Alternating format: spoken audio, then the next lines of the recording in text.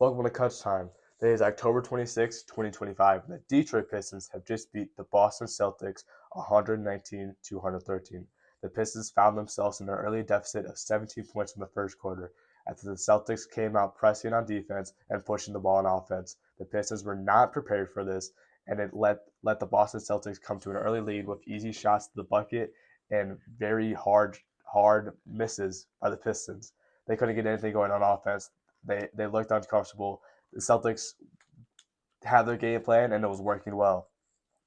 This changed when the Pistons subbed in Isaiah Stewart, Ron Holland, and Javante Green. Jalen Duren had something to say when asked about what changed from the first quarter onwards for the Pistons. He said, "I think Ron Holland, Isaiah Stewart, Javante Green, they came in and changed the energy for us. They pushed the momentum. They changed the momentum. The team felt it. The players felt it. The whole roster felt it. And that's what really led the Pistons to coming back in the second quarter, giving them a lead that they kept in the third quarter built on and they were able to hold on to in the fourth. Those three players made the game and saved the game from becoming a blowout for the Celtics and giving us our second loss of the season. There was a lot of good today. Sar Thompson, he was everywhere. He had 21 points, 12 rebounds, 2 steals. A bonus for him, he shot 7 for 8 from the free throw line. This may not seem big for most people, but it's big for Sar Thompson. He struggled heavily with his free throw shooting in the preseason. He was shooting around 50%. At one point, he missed 4 in a row in a game. And it's really good to see him get that confidence back. He was struggling after that fourth miss in the preseason game. He was in frustration. But now, after today, he hopefully has his confidence back with that because he obviously knows he can make it. He also had a team best of plus 15 today. He was everywhere. He was the leader, and it really showed on how he worked when he was in. And he also had 5 offensive rebounds. 2 of them came in key baskets in the fourth quarter. He in almost back-to-back plays or back-to-back offensive possessions by the Pistons. It was led to missed shot, a Star Thompson offensive rebound, a Star Thompson layup, and that those were key points when the Celtics were trying to come back. The Celtics had got it down to 3 points. It was a one-possession game as the Pistons looked like they could have choked it away. But then Star Thompson came out like, no, no, no, no, no. I'm here. I'm gonna save us. Don't worry about it. And I stopped worrying about it because he was everywhere and he was doing his damn hardest to do it. Jalen Duren, he took advantage of the poor center rotation for the Boston Celtics. He had 24 points and 17 rebounds. He also, the way he did it, the Boston Celtics' solution to a Jalen Duren inside bucket was to foul him. He had a career high 13 free throw attempts and had a career high of 12 free throw makes. He only missed one today. That's insane for being a center, being him, who's usually a career of 70% from the free throw line, a little bit less actually, and making 12 for 13. It came down big in the stretch. Every point mattered here, and he really showed up today, especially after coming back from being ejected last game against the Rockets. He only played a few minutes because he was gone most of the game. He had to sit in the locker room. He could have watched with his teammates. He couldn't be in the game, and losing that confidence like that. But obviously, we came in win last time. Coming in today, newfound press on his shoulder. He really showed up when he needed to. And with the rebounds, the Celtics just couldn't rebound. The Detroit Pistons dominated the glass. They had 54 to 38 rebound advantage today. And that other show, 38 rebounds is not good for any team, and 54 is great. That's a big reason why we won because we had multiple offensive rebounds and a dominated defensive boards, and it showed. We were able to push the momentum a lot when we were going on runs, and that helped in every way possible. And that's easily why we won because controlling the glass is so important, especially for a team like us that is a momentum-based team. We're not a big ISO heavy team. The only guy who really we trust the ISO is Cade, and that's just because of how good he is. Ron Holland, you look at the stat sheets. Ron Holland, he's 7 points. He had like a steal. He had an assist. He wasn't doing that much, but Ron Holland stepped up, and everybody want to see. He wasn't shooting. He wasn't doing much on offense. However, every time he scored the ball was in a timely manner. He had a huge momentum pushing and one attempt. He falls on the floor, he gets back up, he yells, he flexes, he does everything that you want to see Ron Allen do, that young guy. And he's done everything you want him to do this season. He's brought the defensive intensity. He's improved the offensive game. We're gonna have, like I mentioned last episode, we're gonna have Ron Holland versus Tobias Harris discussions real soon. Should Ron Holland be the starter? I think it's going to happen sooner than later, or the at least the overall consensus of should this really happen is going to be shifting towards a Ron Holland yes. Uh, Especially if Tobias Harris has been struggling. He hasn't been great all four quarters when he's playing, and Ron Holland just is so much better defensively than Tobias. It's going to be a real struggle to wonder why Tobias is starting, especially when everyone knows, and the Pistons organization knows, the future forward starting tandem is going to be Sar Thompson and Ron Holland. Those two are the future. Those two are top 5 picks in back-to-back drafts. So you're going to want them to play a lot together and eventually start together. And we might eventually see that this season. And I hope so, because that would mean both improvement for both the players. Um, there was some unfortunate things today. The Detroit Pistons kind of went back on the 3-point shooting. They had a really bad night the first night against the Bulls. They had a much improved night against the Rockets. Today, again, it was a really bad night. They went 9 for 34. I think that's the worst. I think it's even worse than what they did against the Bulls. They went 26.5%. And so some key contributors to that. Duncan Robinson's 2 for 7. Duncan Robinson has been very iffy so far from his 3-point shooting. He went 0 for 5 against the Bulls. I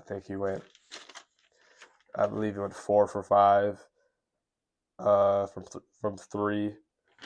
Or he went 4 for 8. He went 4 for 8 from 3 against the Rockets. And then he went 2 for 7 today. It's just inconsistency. He's really the Malik Beasley off-ball 3-point shooter.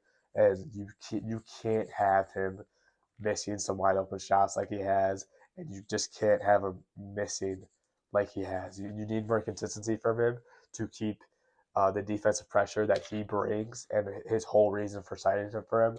Because if he's cold, like he had a couple times for the Heat, he had a whole season where he went cold, and he became unplayable because his only thing is his 3 ball. And if the defenses don't respect that and they don't pressure him, even on the off ball situations, it's going to suck for the Pistons, and his whole role would be gone. Tobias Harris, again, he's been struggling. 2 for 7 from 3. Tobias Harris has had stretches in almost every game where he's kind of like, all right, I'm that unk. I'm going to be the vet. I'm going to make some buckets. I'm going to show some intensity. I'm going to show I'm still got it. But then the rest of the game, he's not doing much.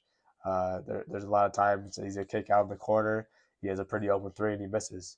You can't have that for him. That's kind of what he became a key part of his game last year was those open 3 points in the corner because uh, the Pistons so many times we drive in the paint so quickly. The defense collapsed. Tobias is the Harris, or it was Tobias Harris or Malik Beasley or Jim Hardaway. Those are the guys over the corner. Those are the guys you're expecting to hit those threes. And Tobias and Harris isn't knocking them down. That's a big knock in his game, especially when he struggles on defense. Javonte Green brought the defensive intensity, but offensively he went 1 from 5 from 3. I don't really know much about his game. If he's a 3-point shooter, I don't believe he is, at least consistently. Um, to even really shoot 5 threes, I mean, I guess he was just open enough and felt good enough when he was. I mean, the momentum when he was in was crazy. So that's probably why. Ron Howland 0 for 4 again. Hopefully you want to see that improve, but you kind of just want him to shoot shots, have the confidence to shoot shots, because while they weren't going in, he can have some leeway. He's only a sophomore. He hasn't been in the league that long. Chaz Lanier went 0 for 2. He has a bit less leeway. He is a rookie, but his only reason we really drafted him was because he was a fifth-year senior out of Tennessee and known for his shooting. So if he's only minutes he plays, he really only shoots threes. And if he's missing those, he's not going to have much minutes going forward. It's also he played minutes today because of the injured guard rotation. Sar Thompson 0 for 2. Again, he's not going to shoot those. When he makes threes, it's a pleasant surprise. It's not expected. But again, he shot two today. Most of them are near the buzzer. Most of them, it's just he kind of had to shoot it. You can't not take it up. Stu was our best shooter tonight. He went 2 for 2. Kate also went 2 for 5. Can't forget to mention that. And it's showing Stu has really developed his shot. Last year, he kind of didn't really have the green light a lot of times to shoot the 3 pointer like he had the season before Monty Williams. Um, he kind of went away from that, and he's come back this season and he's shooting a lot better. I believe he's around 4 for 6 from three, which is very good, especially for him. If he can space the floor really well, that's going to cause a lot of offensive pressure on him, even at that line, because we know he's a center, so all centers have pressure inside because you can't let some 6 foot 8 plus guy at the rim because they're going to make it. Um, but if you can get his guy, get his center a little bit out of the paint, that's going to cause so much more openness for our drivers like Asar, like Ron, like Ivy when he eventually comes back. Cade also I have to mention, he did have a good overall game. He had 25 points. However, it was another game, 3 games in a row where he started off really slow. He only had 3 points in the first quarter, and that was a big reason why the Celtics were able to get to a 17-point lead. Um, you really can't come out so slow like Cade has. It really hurts because getting out to an early lead or keeping the game close early on, it puts so much less pressure on the team going forward. Because if you have to always come back, it's going to tire out the guys more. The guys distrust among the team is going to cause intensity, more heatedness. I mean, that's what the Pistons have always been built on, but you don't want that to be necessary. So hopefully, Cade, we see some stretches where Cade is good all 4 quarters. At least he starts out good, finishes good, because he always finishes good. He always finishes good in these games. It's just he starts out slow and he just has to heat up. You'd rather him see he's out the gates blazing like some of the superstars we see in the league, and you hope Cade can eventually be one of the superstars, one of those top 10 players. And he had the potential to last season. He really showed it this season a bit. He has been, I don't want to say disappointing, but towards the expectations that he can have and we know he can have, it's been slightly disappointing. Okay, so next game is tomorrow against the Cavs. It'll be the biggest game so far. It's obviously a division rival. We have to verse them a lot, and the Cavs are expected to be a 1-2 seed in the East. So that's easily the best team we versed. The Rockets are also supposed to be expected really high, but not near like the Cavaliers' expectations. So hopefully you can win that, and thank you for watching.